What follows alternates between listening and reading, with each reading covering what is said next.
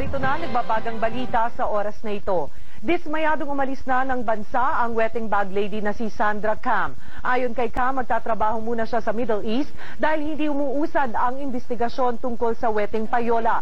Git ni Cam, hindi siya binayaran ng kahit na sino para umalis na ng bansa.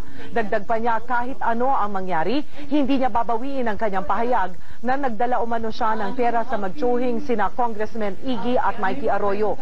Handa naman si Cam na bumalik ng bansa sakaling kailangan siyang magbigay ng testimonya ukol sa wetting payola. Pagod na ako. I'm so tired already.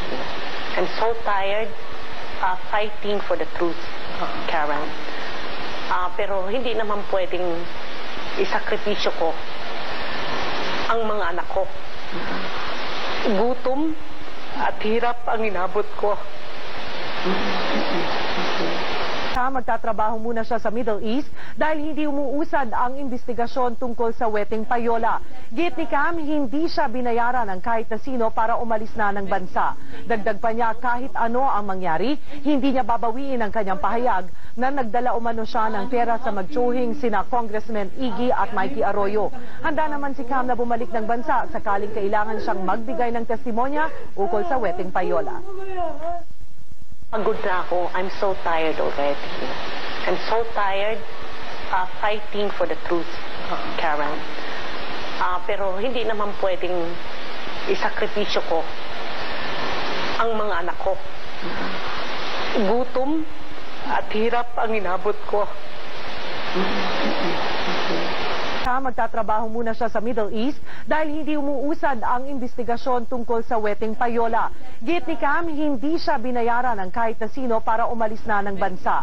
Dagdag pa niya, kahit ano ang mangyari, hindi niya babawiin ang kanyang pahayag na nagdala umano siya ng pera sa magtsuhing sina Congressman Iggy at Mikey Arroyo.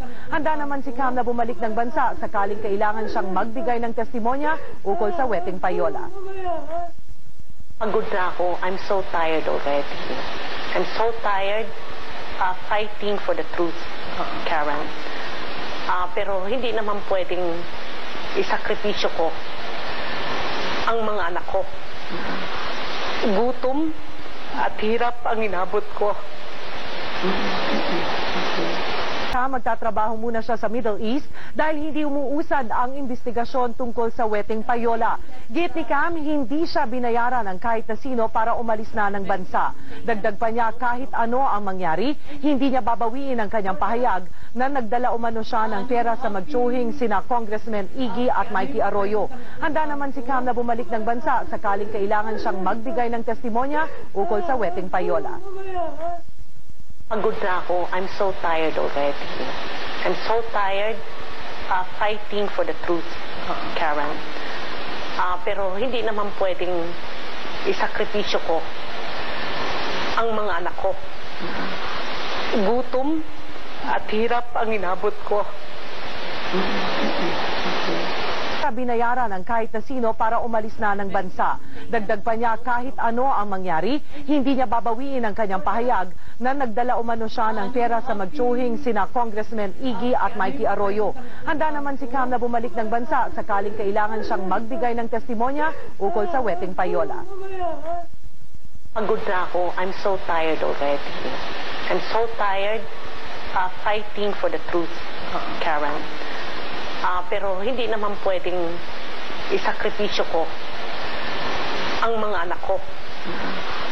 Gutom at hirap ang inabot ko. At narito ang mga balitang dapat tutukan sa TV Patrol World. Drug racing sa Pangabagal Highway na uwi sa trahedy. 2 patay.